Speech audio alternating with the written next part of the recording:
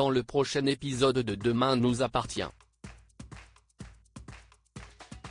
Sandrine veut maintenir les funérailles de son père malgré l'hospitalisation d'Anne-Marie. Pendant ce temps, Jules tente de fuguer, et Marianne se radoucit envers Anna grâce à Leïla. Capture d'écran TF1. Attention, les paragraphes qui suivent contiennent des spoilers sur l'épisode de Demain nous appartient diffusé mardi soir sur TF1. Si vous ne voulez rien savoir, ne lisez pas ce qui suit. Mardi 30 juillet dans Demain nous appartient.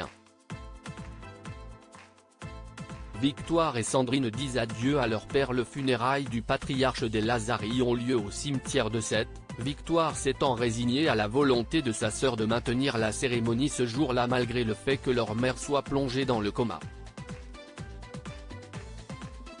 À leur grande surprise, Alex et Chloé Delcourt se présentent à l'enterrement, sur la volonté de cette dernière qui souhaite faire la paix avec Sandrine. Suite à l'émotion suscitée par l'enquête sur la mort de Guillaume, elle lui demande pardon d'avoir soupçonné son père d'être un assassin. Sandrine accepte ses excuses, heureuse d'avoir retrouvé le soutien de son ami. Pendant ce temps, Martin et Aurore poursuivent leurs recherches sur le maître chanteur qui soutirait de l'argent aux Lazaris, et tentent de retrouver l'identité de l'homme qui a appelé les pompiers lorsqu'Anne-Marie a fait sa crise cardiaque. Un témoin oculaire leur fournit l'immatriculation d'une voiture s'étant arrêtée devant la résidence du couple le même soir. Cette information conduit directement Aurore auprès de Francis Lecomte. Le commerçant déclare connaître vaguement les Lazaris, et affirme ne pas s'être rendu chez eux lors de la soirée du vendredi. L'enquêtrice le confond alors en l'informant que sa voiture a été vue devant chez eux ce soir-là. Lecomte est menotté et embarqué par la police. Leïla encourage Marianne à réconforter Anna après avoir surpris une dispute entre Anna et sa mère à l'hôpital au sujet de sa volonté de fuguer avec l'homme qu'elle aime. Leïla entame prudemment une discussion avec Marianne au sujet de sa fille, qu'elle a sentie en détresse.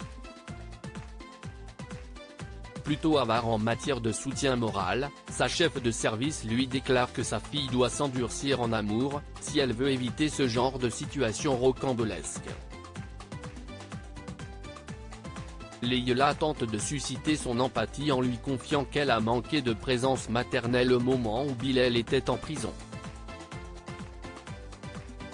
Des mots simples mais rassurants lui auraient suffi de la part de sa mère.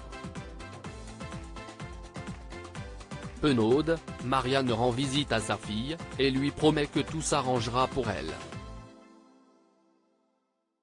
Jules tente de fuguer au réveil, Virginie et Bilal découvrent que Jules s'est absenté sans les prévenir.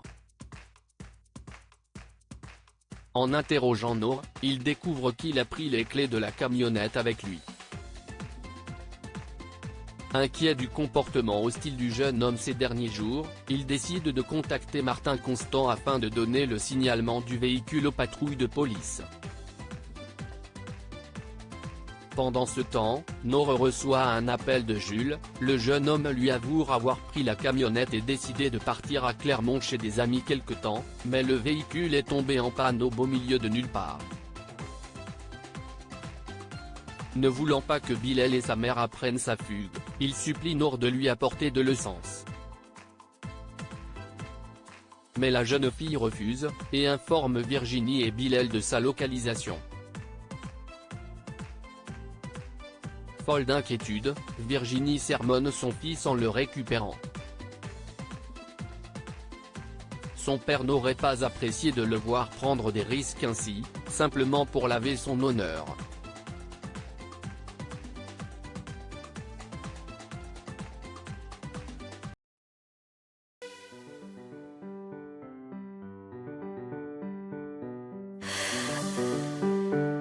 The man I love just